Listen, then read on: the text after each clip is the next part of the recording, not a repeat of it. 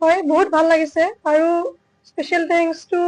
the system management and chief minister কাৰণ আমি কেতিয়া ভবা নাছিলোঁ নিশাজিকে কামবোৰ হ'ব আৰু চাকৰিটো ইমান সোনকালে পাম পঢ়ি থকা অৱস্থাত পাম আৰু যিহেতু পঢ়ি থকা অৱস্থাতে পালোঁ সেইকাৰণে বেছি ভাল লাগিছে আৰু এগ্ৰিকালচাৰ ডিপাৰ্টমেণ্টৰ সকলো মানুহক লগ পাইও ভাল লাগিছে হয় মই কটন ইউনিভাৰ্চিটিৰ ইংলিছ ডিপাৰ্টমেণ্টৰ মাষ্টাৰ্ছ ফাৰ্ষ্ট ছেমিষ্টাৰ কৰি আছিলোঁ বৰ্তমান এতিয়া মই ছেকেণ্ড ছেমিষ্টাৰৰ এগৰাকী ছাত্ৰী আৰু মই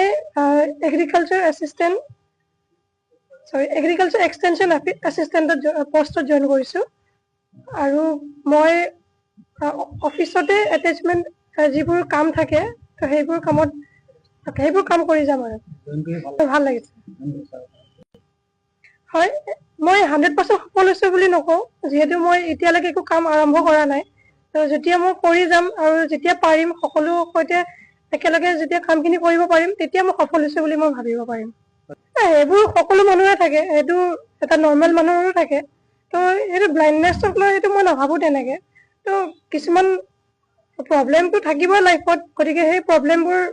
মানে নেওচি আগবাঢ়ি যোৱাটোৱে মেইন কাম আৰু তেখেতলোকে আগবাঢ়ি যাওক আৰু স্পেচিয়েলি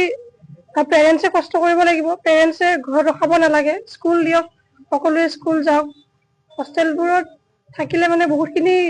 নিজে ডেভেলপমেণ্ট হৈ যায় সিহঁতৰ